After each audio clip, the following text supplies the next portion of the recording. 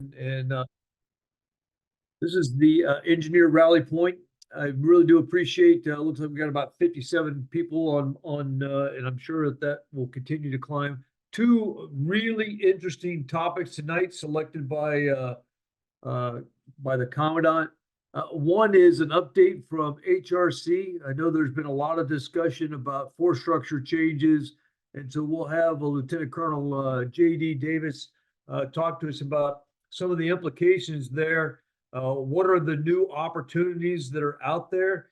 And then what hopefully that will engender a discussion about how we can best prepare ourselves to meet the challenges based on the future force structure. And then the second, uh, we're going to talk about what does the future of breaching look like? And there have been some incredible experiments done by the Army to how we can leverage some technologies. How can we look at leveraging technologies that will take the sapper out of the breach and put the enemy on a horns of dilemma? How can we modernize sort of our time honored tradition of being in the breach? And so we'll get a glimpse of the future. And this is not to say that this is uh, the panacea, that this is the way we're going, but I think it will hopefully excite your imagination about what is possible as we think about sappers in the breach. Go ahead, sir. Yeah, JD. So I just saw the commandant's up. Let's give him just some opening remarks. My commandant, are you out there? Sir, I am out here. How do you hear me? I hear you fine. You want to give us some opening comments on these two topics and why you've chosen them? Really quick, because when JD gets on a roll, he's tough to stop. But this first thing that JD's talking about is really about our campaign of continuous communication with the regiment. I get out and I talk to people, and whether it's a PCC class or a CCC class, the questions I get are always the same, and part of me feels I'm being tested to see if I give the same answer, and I do, about what E30F really means, and it's about creating options and showing people what the path looks like and what it can be. And the bottom line remains, you're going to have options, and if you continue to perform, you're going to be absolutely fine. And I think because of some of the work JD's done, I think we are literally years ahead of some other branches in the Army and seeing our way through this. And then for the Castle team, for the 20th Engineer Brigade, what they did out there at Fort Bragg, Fort Liberty, I think really helped shine a light on the dilemma we're looking at in breaching with our current technology. When you take a look at what's happening in Ukraine, it was a very, very informative event because of the leader eyes you had there, and actually moving dirt, so to speak, with some new technology that has potential to change the way that we operate. And I think helps propel us into learning more about what it is we want the future breaching system, the ground obstacle breach lane neutralizer, Goblin, what it is we think that needs to look like and what we think it needs to do. And in fact, just today, we'll be testing is too strong. We're experimenting with Goblin in third quarter out at Yuma, and then in fourth quarter, we've invited industry to bring their technology out there. So I think we'll see some maturity here in the near future for a replacement for the MICLIC. Yeah, and Cleet, so is just real quick, as we talk about HRC, there's some decisions that have already been made. So this is about communicating how we can better manage careers, and it'll be across, it'll be focused on the active, but it is to come perhaps in the other components. And then in terms of breaching, we're really not talking about decisions made, but we're exploring what is the realm of the possible and what is the vision, because there's a lot of experimentation still to go. Is that, if I got that about right? So, yes, very much so. We know what we want Goblin to do. We don't know what form it's going to take yet. I think we're going to start to see, explore the edges of the realm of the possible here in third and fourth quarter, and then we'll begin to converge on a solution. So it's probably an end of decade technology that will roll out. On E30F, I think what we're doing with the active component, decisions that have been made in the active component, portend some decisions that have to be made within the National Guard. in the Army Reserve. As you know, the National Guard is going to hold on to the Brigade Engineer battalions for now, and retain that piece of structure because E30F is a Compo 1 only solution. And I think that the reserve component will transform soon after. And when I say soon, within 3 to 5 years after we begin to see Compo 1 transform. And so along with that, we are very close to publishing an update to DAPAM 600-3 with the updated KD opportunities, updated career timelines for all three components, and our warrant officers in all three components that kind of highlight the opportunities that are out there, again, in all three components that come about as a result of E30F. Yeah, great. So if you're from the reserve component, I mean, this applies. You need to learn from some of the decisions and from the discussion that we're going to have. I understand that it's mostly active component in terms of force structure right now, but we are one regiment, and I think making sure that we are cognizant of the decisions that are being made across all components is really important. So, Clete, thanks for those opening remarks, and JD, over to you, sir. Sir, JD here and up on the net. Sir, audio visual check. So you got me over? I got you fine. And JD, it's over to you. Give the folks an update on where we're at force structure and the opportunities that are out there. Sir, awesome. Sir, thanks as always for the warm engineer welcome. And sir, it's always a pleasure to be doing anything or just seeing you again, sir. Lead to serve in SAONS. For those of you all on the net that don't know me, Lieutenant Colonel John, go by JD Davis, your friendly engineer officer branch chief. And for this session, sir, couldn't do it alone. So I've actually got Major Chris Dispone, who's our major's assignment officer, career manager, our all-American career manager, so to speak. He's 82nd Airborne and 20th Engineer Brigade through and through. We've got Captain Bree Davis, who's our senior captain's assignments officer, sir. And we've got Captain Mike Burkeem, who's our junior captain's assignments officer. And sir, with your intro, sir, and then also your kind of like primer for this discussion, sir, I think you hit the nail on the head when you were talking about breaching our way into the future in terms of career paths, breaching our way in the future in terms of different ways of actually executing, the military mission set of combined arms breaching operations that Colonel Hurley and the 20th is going to present. And so for us, sir, what that really comes down to is Engineer Force Design Update 2030, new opportunities for talent management and new opportunities for our junior officers to follow their passions into the future. So the focus for tonight is we briefly want to just touch on and go over kind of where we started. Sir, if you remember, I think it was about in June of 2023, we did a E30F talent management rally point, kind of introducing people to the concepts and what we were trying to do. Sir, over, roughly, I'd say like the last 9 months, we've gotten some huge wins through the Commandant and also the Chief. Colonel Getz and Lieutenant General Spellman really doubling down on this opportunity to shape the future of the Engineer Regiment and some of the initiatives we had, along with other senior leaders from across the Engineer Regiment. And so we want to talk about the wins we've gotten and what they mean for the future. And we're going to have Major Dispone, Captain Bree Davis, and Mike Burkeem kind of lay that out. That talks about, sir, we know in the Engineer Regiment, 3 key tenets or 3 focus areas we primarily look at: combat, general, and geospatial engineering. And now we've had some more KD opportunities within the career paths for our junior officers to go after, and turns into a great discussion as well, sir, I think, about the generalist versus the specialist. But sir, I'll jump into this. I'm going to hit the 2 slides, one that just gives a broad overview, background of where we're at, reference E30F and the way ahead.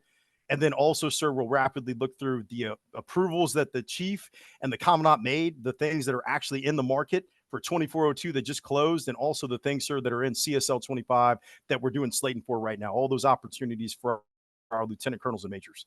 Gentlemen, acknowledge all. Sir, and team, the slide depicted in front of us really lays out kind of just a brief background on kind of what is E30F, kind of where we're headed in the future, and kind of how we see that at talent management wise at HRC.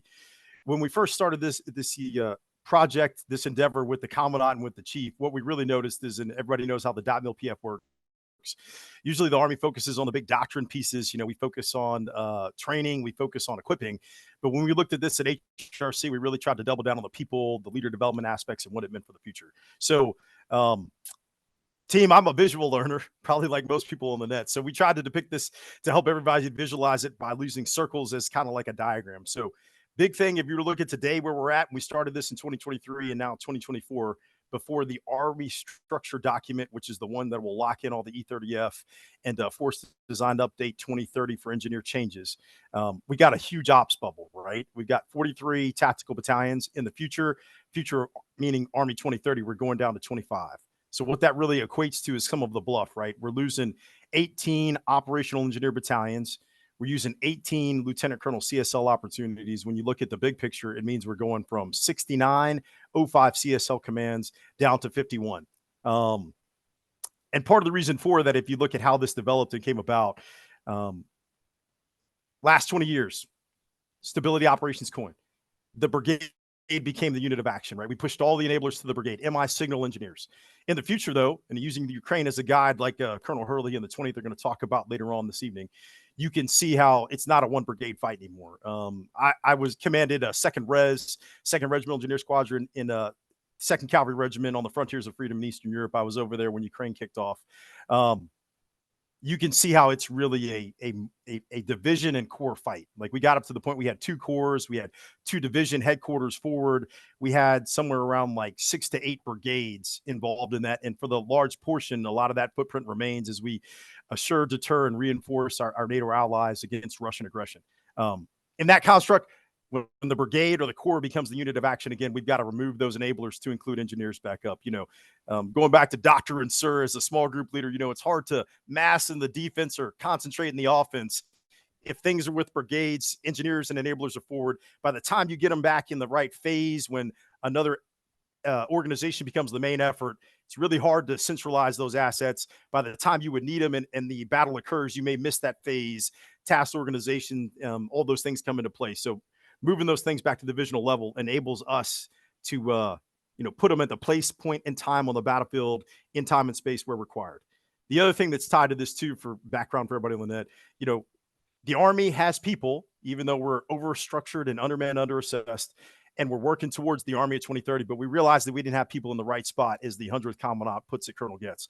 When we look at that fight of the future and what's going on in Ukraine, we see that, hey, we need more multi-domain task force capabilities, laser cannons that they're building, right? We need more long-range fires, and we also need more ADA capabilities. And we needed to move some structure and force people to those organizations. So that was the other bill. The Army asked us what we could do to support. And of course, the Engineer Regiment rogered up. And, part of this change is tied to the fact that we had to give up about 2,900 spaces, like people on MTOs and organizations, to make it work. What's it mean for the future, right? You can see it on kind of the organizational structure and layout. We're going back to having divisional engineer units in our light divisions, 25th, 82nd, 10th Mountain, 101st, 4ID, 11th Airborne Division. We will have a 1 divisional engineer battalion. In our heavy divisions, our armored divisions, 1st Cav, 1 AD, 3rd ID, and also 1 ID. We'll have more divisional engineer battalions, and in certain cases, an engineer brigade to command and control them, that will then match to that armored fight.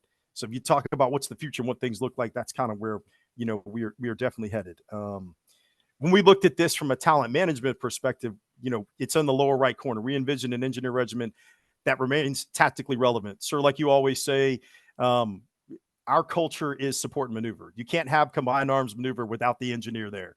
So we'll always be subject matter experts with combined arms maneuver and support in that maneuver fight. We don't want to lose that. But we also see the opportunities in a future that's evolving for us to double down on some of our general engineering and geospatial capabilities, because I think they're going to be needed in that future fight. And that's what we're trying to do with our E30F talent management.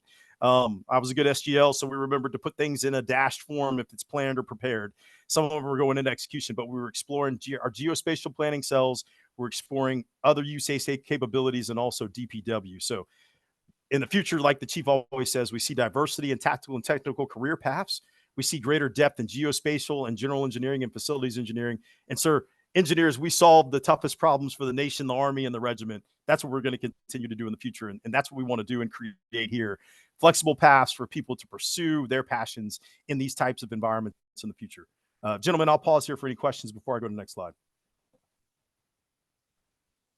Hey, Ron DeBerry, one question. It appears obviously we're going back to, in many cases, the one engineer battalion in the division. I know back when many years ago when I commanded the second engineers, the engineer battalion in the division was 900, 1,000 people. The BEBs are what? You got about 400 real engineers in there. There's capability and strength in numbers. What's the real impact of this? Are the divisional engineer battalions going to be the old battalions that with significant strength, or is it going to be a BEB, but just one of them? Hey, Ron, it's Commandant. I'll take that. So these are going to be engineer battalions pure. An HSC affords support company, and then any number of line companies. One of the things we did as part of this, when we realized we had to go back and relook at engineer structure, is we said, why don't we go back and let's crack open every single MTO and do what makes sense, and perhaps rewind some of the original sins of modularity here. I think what you'll see, and so in doing that, for example, the Common Engineer Company infantry, we took from 2 platoons to 3 platoons because that just makes sense. We changed some structure within route clearance companies. I think we changed some structure within the Common Engineer Company armored to more suit the needs of their role in supporting maneuver. And so, we have quantitatively shrunk here, but the majority of what we've taken in terms of cuts has been at the battalion C2 level, and what we have remaining within the companies, I think, are very, very capable formations.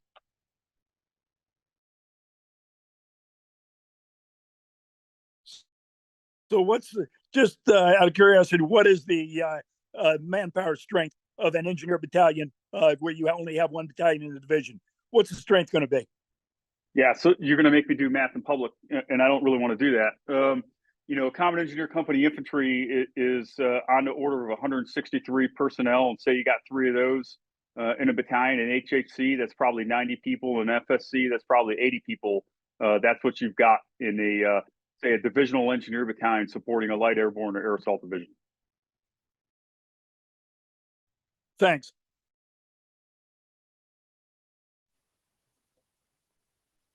Okay, Gentlemen, acknowledge all. Great discussion. Yep. Nope. Thanks, sir. We'll go next slide.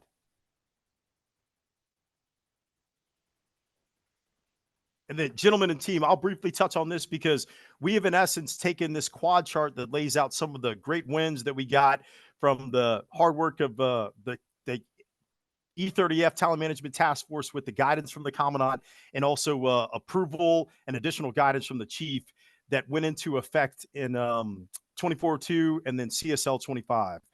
But we're going to lay this out with the next slide with our career managers or assistants, the career paths that are currently there, the flexibility to move in and out, and all these new assignments and what they mean for the future from like a realistic and real interpretation standpoint. So just to briefly touch on a couple things. Of course, when we lost 18 battalions, that's 18 lieutenant colonel CSL positions. That's 36 major key and developmental positions. That's 39 company command, company grade officers, key developmental positions. And then we lost 17 warrant officer positions as a result of that. Also, there's 18 command sergeant major CSL positions lost, but because of the hard work of Command Sergeant Major Gaelic to start and followed up on at the schoolhouse, we were able to get Operations Sergeant Majors in all of the battalions that will remain. So it kind of negates and mitigates some of the risks that occurred with the losses to some of those E9 positions, so we don't lose as much.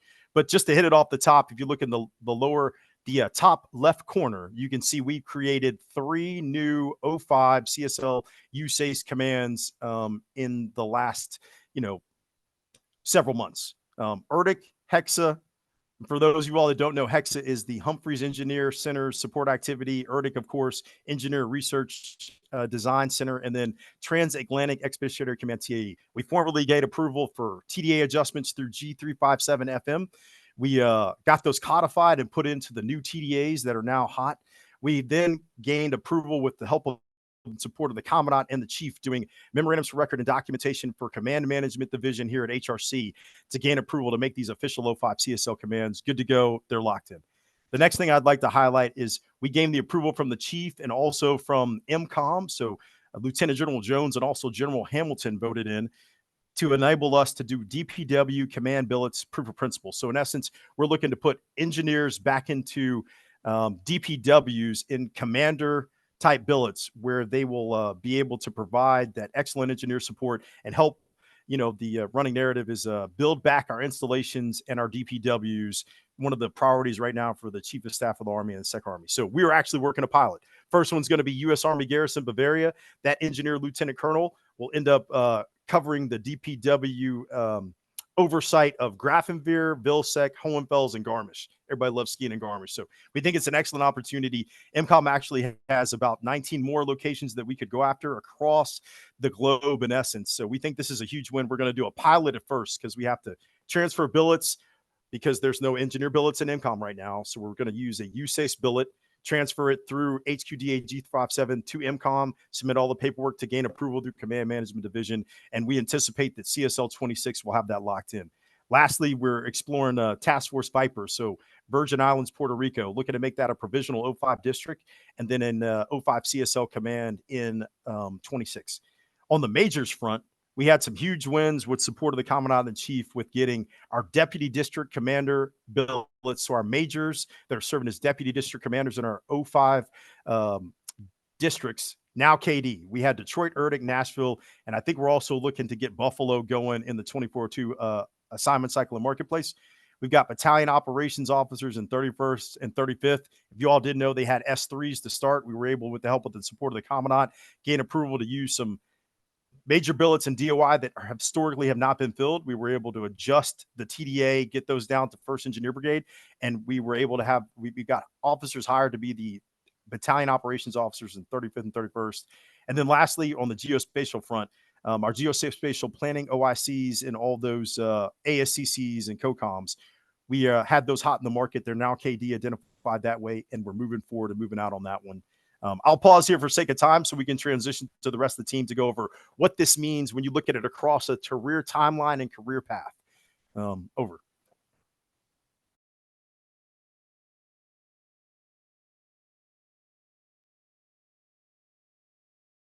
JD, no questions. Chris, you're net. So good evening, ladies and gentlemen. As Colonel Davis had mentioned, Major Chris Dispinay, career manager up here at HRC, and I've got Captain Bree Davis and Captain Mike Burkeen. And we have the wonderful opportunity tonight to kind of use ourselves as vignettes and kind of where we're at in time and space in our career, and kind of discuss some of these key changes, how E30F is impacting us as we're all in different stages of our career. So just as we kind of talk through this, just as you see that red line that kind of goes from left to right across the screen, just know that's where we're at now across these three career paths that these individuals sit on. So really, General Watson talked about it in the video if you had the opportunity to see that, but how do we breach into our career and breach into our future, and what does that really mean? I'm sure each and every one of us at some point has been asked, what's your 5-year plan? What are you passionate about? And it's intimidating for me anyway, sometimes to answer that. Specifically knowing that passion and goals kind of change sometimes. Your core principles stay the same for the most part, but your passion and goals may change a bit. So if you call us as career managers, I will tell you that the number one thing that we will probably ask you is what's your goal? What are you passionate about? Because if you're passionate about it, you're probably going to be more prompt to excel and succeed. So there's a reason at the top of this slide for each of us. We listed our goal first, and then some of our priorities underneath that is because that really drives the decisions and what opportunities we're seeking throughout the engineer regiment in the Army for where we want to go. So as Colonel Davis said, the first time I exited an aircraft, I knew that I wanted to lead paratroopers, and hopefully we'll be afforded that opportunity in the future. So my career path, as I've gone through, I've kind of stayed on that more specialized path as I was making my decisions. And so, light airborne battalions, BEBs, and so on. So with the E30F impacts, and looking at where that red line is for me, there's really not much that was different or that changed, right? So I didn't have a geospatial to potentially go and do 04 KD time in, right? I could not go to the deputy district commander position in those 05 districts and do my 04 KD. But for me, somebody who is choosing to kind of try to stay specialized to a specific field and what I wanted to do, that met my goal, and it stayed true to what I was passionate about. Again, right where that red line, where it's E30F, and some of the changes and opportunities have changed that are for my year group and where I'm at in my career. Colonel Davis just talked about it. HESCA, TAE, those will potentially be commands open to me if I perform a BCAP and do well. So that's really where I have chose to stay on the specialized versus vast diversification. But understand you can go to and from throughout your career, specifically in the engineer regiment. So I'll leave with this: the top three things. Start with your passion. And kind of define that goal, knowing that it can potentially change throughout. Know that there's multiple paths, and those paths, Captain Bree Davis and Captain Mike Burkeen are going to kind of talk through the changes throughout their career that now they have opportunities to get after. And then the last place is, if you're passionate about engineering, that there is a place for you more than ever. Opportunities that did not exist for me, some of which we already mentioned. So with that, I'm going to go ahead and hand off to Captain Bree Davis, and she's going to talk a little bit of the general engineering side. And then at the end, we'll pause for questions here, and hopefully we'll get a lot across each one of our pillars here. Bree. Thanks, sir. I appreciate it. So I'm Captain Bree Davis. I'm currently on the senior captain's desk at HRC. Been at HRC about 1.5 years now. I started my journey in the 130th Engineer Brigade out in Hawaii. So I got the EAB flavor first. And then I went to 2-1 Armor for my company command time, where I commanded the Bravo company there in the 40th BEB. So I got a little bit of both, right? Started in the EAB, and then got a little bit of our armor flavor, right?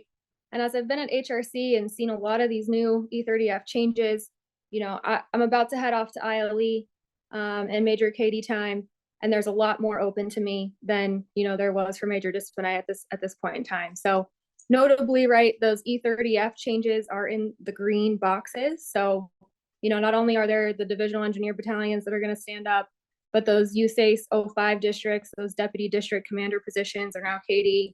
The geospatial GPC OIC positions are KD. So I definitely had some decisions to make as I started looking at my options and deciding, where do I go from here? And for me, kind of like Major Discipline said, my goals have definitely changed over time. I'm newly married. I'm in the MACP program now. So Married Armies Couples Program has definitely shifted my goals. And my background in both EAB and Armor has allowed me to kind of choose my own adventure, as I say a lot, and have that flexibility that goes with having a diverse background. And choosing a diverse future also allows me the flexibility to kind of stay together with my family and meet those family goals. So for me, that diversity and that flexibility is really, really key. And, it's something that I want to maintain in my future going forward. Also, one of my big goals going forward is to end up as one of those USACE district commanders. So big red circle on the slide there, right? So a lot of opportunities there. That would be a great goal for me. And I see myself getting there by, first tackling an XOS3 job. My unit of choice is that TSBN, because it's basically the only unit I haven't touched at this point. So I'm going to keep diversifying. I would love to be a deputy district commander, but I'd love to do that as a broadening opportunity after the XOS3 time. And I think, it's important to note that just because you choose, an operational path doesn't mean you can't break into the space of USACE or geospatial in the future. I think, these opportunities that E30F brings, it allows you to take advantage of these opportunities as KD and or as a broadening opportunity. So I definitely plan to, take advantage of the new opportunities going forward. And to meet both my career and family goals. So I'll pass it off to Captain Mike Burkeen to talk a little bit about the new geospatial opportunities we've got. Hey, thanks, Bree. Good evening, everybody. Yeah, so I'm Mike Burkeen. As kind of Bree and Major D had alluded to, in terms of going from diversification towards specification, I'm going to walk everybody more or less through an example of that may look like, and something that that I intend to pursue. Starting with GeoDP, that was not something that I was aware of as a lieutenant. That going back now, I would have loved to have participated in that. So coming from the reserves to the guard to active, in different types of units, EABs, BEBs, and all of that. It wasn't really until, and speaking with captains here at Fort Leonard Wood while we're doing a visit, geospatial is where a lot of these captains are getting their first taste of that, where they do the geological PDP program, which has a great instructor that assists you with getting and facilitating the NGA test to get you your Whiskey 2 geospatial skill identifier officer.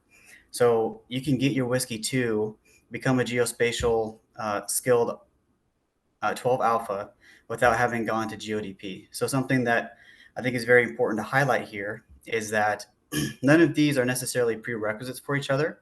I think there's a strong argument to be made about how you sell yourself during interview, especially with the new AIM process, how you sell yourself to these hiring managers, these battalion and brigade commanders. You want to be the right tool for the job. So, making yourself more eligible for these subsequent assignments puts a feather in the hat for specifying. So for me to continue with the geospatial engineering route, DSGI would be my next step. The defense at the defense in the center in the UK, it's a phenomenal program similar to how we do ACS. We can go there, learn there, serve a utilization tour as a GPC OIC. In many instances, doing the Royal School of Military Survey there with DSGI, and having USACE utilization there, you can knock out two birds with one stone. You can do your major KD there as a GPC OIC. So that is something that I intend to pursue, or you can dabble back into a deputy district command or something like that.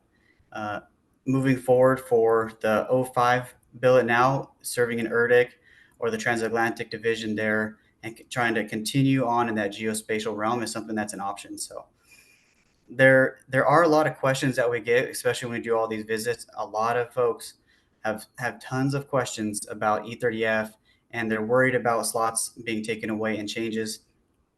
But I think there's a lot of great things on the horizon and a lot of new opportunities that are coming to light. And so if you're worried about your future within the engineer regiment, whether you want to stay tactical or you want to now do geospatial, you can have a long, successful career doing something like this. So I would argue that there's a lot more opportunities than there are things being shut off. So I think the overall outlook for the engineer regiment and for the engineer officer with multiple different backgrounds, I think there's a bright future ahead for many of us. Pending any questions here, I believe next slide, sir. Yeah, we'll pause here if there's any questions at all about any of those opportunities, whether it's the deputy district commander positions, GPCOIC, or even the so what and the why. One of the ones that we didn't specifically hit about was that assistant brigade engineer position in the light and the SBCTs becoming KD in the near future with the publication of RStruct. So that's another opportunity that's out there as well. But any questions on that before we move forward? Hey, Chris, Bobby Howell, 20th Engineer Brigade. You got me? Yeah, I got you, Bobby. What's up? Hey, just wanted to check I'm looking at the middle column there for the Deputy District Command for KD. What specifically, I guess, KD positions are available? Is that just the 05s as the previous slide mentioned, or is there, I guess, an opportunity or appetite for the 06 districts as well? Over. Yeah, so I'll start on this, and then Colonel Davis, I'll hand off to you if you want to give a little bit more of the context behind it, amplifying information.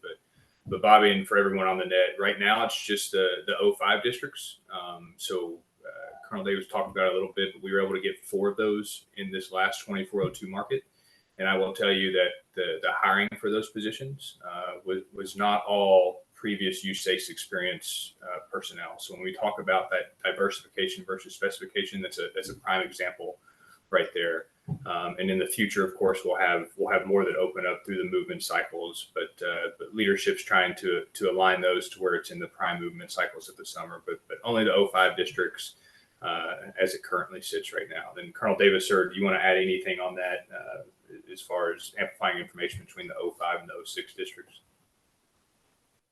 No, Chris, you're spot on, and Bobby, great question. You could almost say that, like, right now we're starting out with the 04 deputy district commander positions in our 05 districts. I think there's the potential, if we see a lot of gains, a lot of success from this, to open the atmosphere a little bit more. I've talked to some senior leaders, some of our USACE division commanders, and they have expressed interest in it. But I think doing due diligence to the nuances of the United States Army Corps of Engineers, some of those 06 districts have really complex mission sets where it's got to be the right major, right, 05 deputy district commander position in the future. So in essence, we're not cutting it off or like not exploring it completely, but I think we've got a little bit more analysis to do before we get there with it. But it's a great question. Over.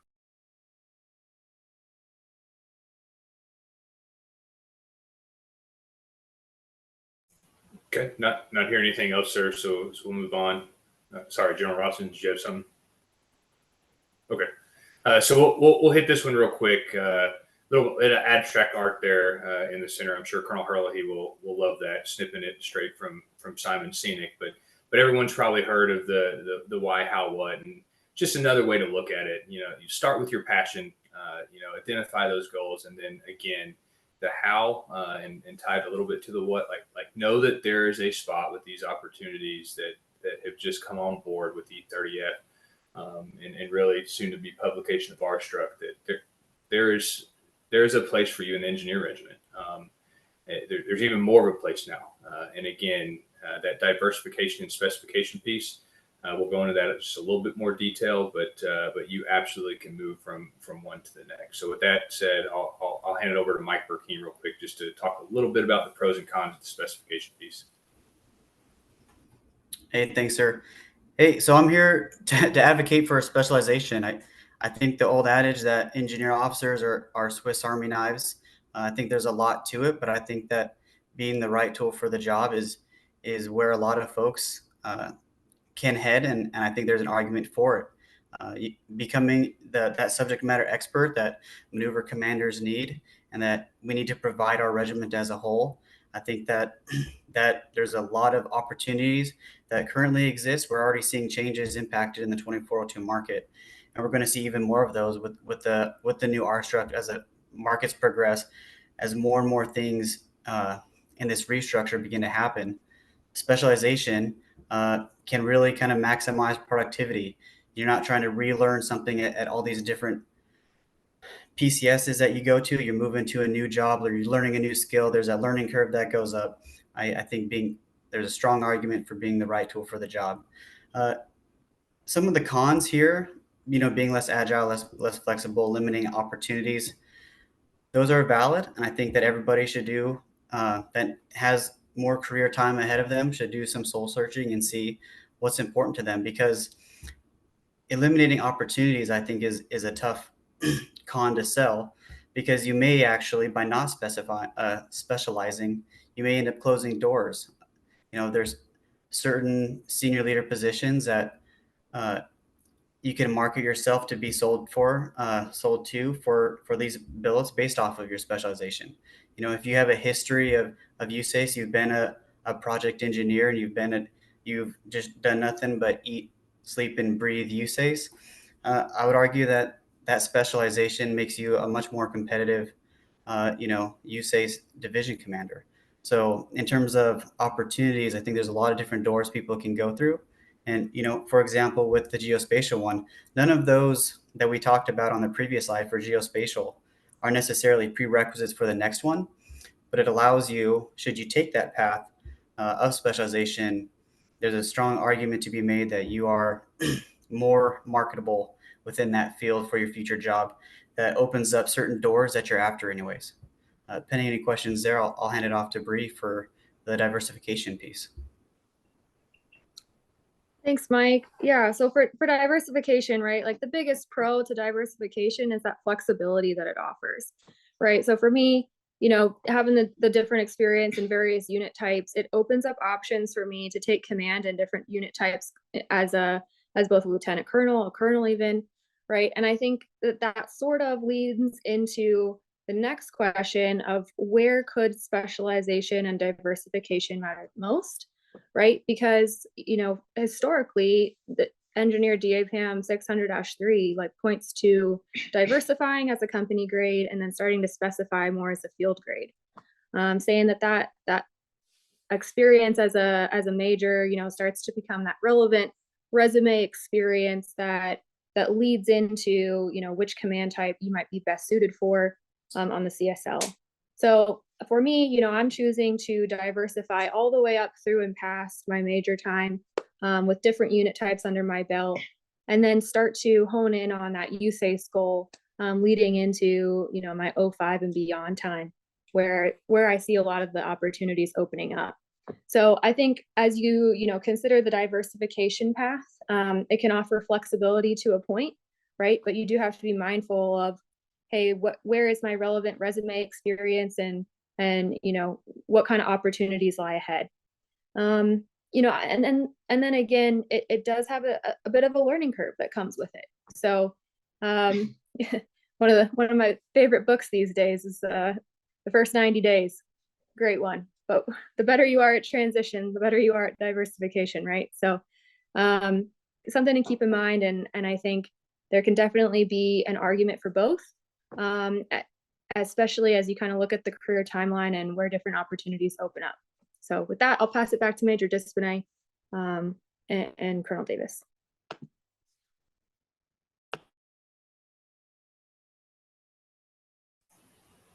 Colonel Davis, sir.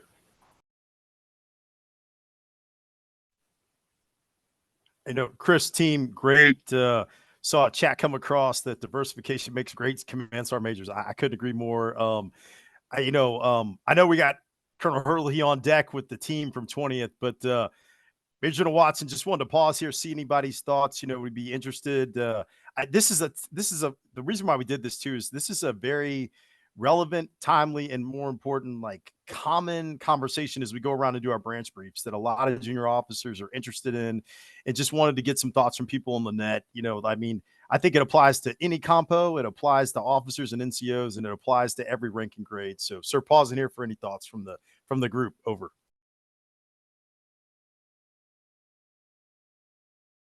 Yeah, thanks, JD. Commandant, anything? Hey, sir, I appreciate the perspectives of both sides here. When I talk to folks who ask me, hey, what should I do next? The first thing I tell them is do what you want, because if you like doing it, you're more likely to be good at it. And if you're good at it, it's better for you, better for the regiment. I think the thing that's going to be most important for any officer, any soldier, as they move through their career, is going to be the manner of their performance. That is going to thing that your performance is going to be the thing that gives you opportunities later on. For me personally, having a diverse background has given me the context, that I draw upon, when I make decisions. And I feel, having served in a variety of units, it's been to my benefit. There are areas that are very technical within the regiment, and for the subset of officers that loves those areas and just wants to be really good at it, then go and get good at it, serve there and smoke it. That's the best advice I can give you. Yeah, so Clete, thanks. This is a time-honored, this debate has been around for as long as I've been an engineer, and I think most of those are the senior folks that are on. And I think, the commandant's right. You follow your passion, and you can wring your hands about, we're getting, the change in force structure. Changes in force structure are not new to us. I think the thing that you need to take away is that the commandant and others have tried to broaden the perspective, broaden the opportunities, and in doing so, allow young officers, young non-commissioned officers, follow your passion. And I think that's the key here. So we're going to break on here, and if we can, we're gonna swap over now and talk about the future in terms of breaching operations. And Jim, are you gonna end the recording or are you gonna just cut it? You just edit it later? Or we'll edit this later. Okay, all right. So we're gonna go out to 20th Engineer Brigade. Dan, are you ready to take us and give us a glimpse of the future of breaching operations? Standing by, sir. Can you hear me? All right, all yours, sir. Hey. General Watson, this is Sergeant Major Plummer. Yes, Sergeant Major. Hey, before we transition to 20th, I'd like to provide some thoughts about the enlisted and E30F. Yeah, please. All right, thanks, sir. So, a lot of questions, and Colonel Davis kind of hit it about the enlisted population and how E30F has affected it. You kind of touched on the Sergeant Major population. Great jobs through the FM folks in reducing the total number of lost positions for the Sergeant Majors. But what I really want to hit on is the rest, the E8s, 7s, 6s, and 5s that were hit pretty hard by the changes to E30Fs.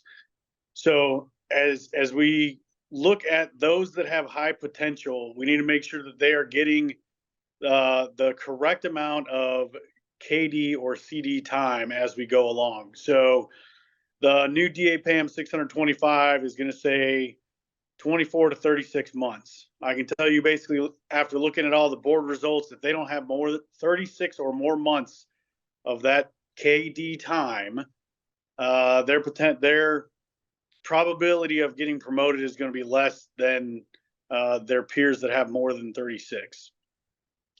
So as we look at moving and putting NCOs in different positions, we really need to take a hard look at those who have high potential for promotion.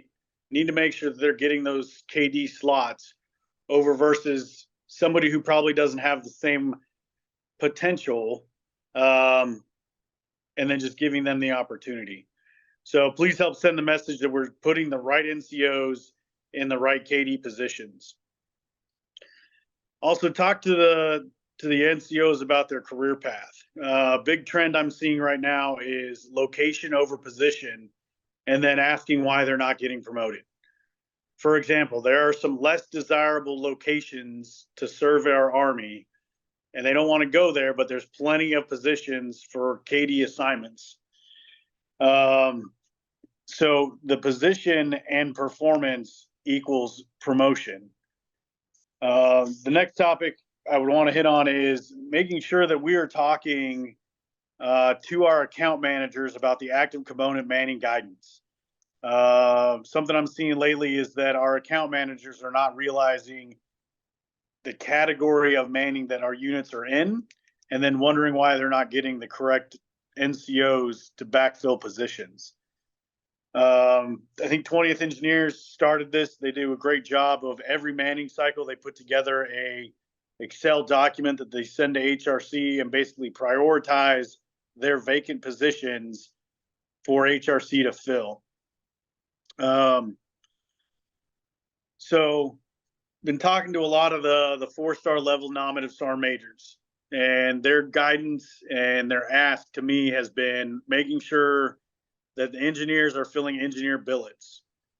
So it was a great segue about when we talk about, specialization versus diversity. And, Brian Black hit it square on the head. The sergeant majors or the soldiers that grow up in very specific units, and I'll use the 82nd as a prime example, they start to pigeonhole themselves into very few positions in the regiment the farther they go up. And people will say, well, hey, how do you explain Sergeant Major De La Pena? He's part, he is the CSM for the 82nd. And I would say that Sergeant Major De La Pena is an anomaly to that trend. He's doing fantastic things. He's a great engineer, and he's crushing it as the 82nd Sergeant Major. But if people are looking to that as their guiding hope and light to someday serve as the 82nd Sergeant Major, they're going to get pigeonholed.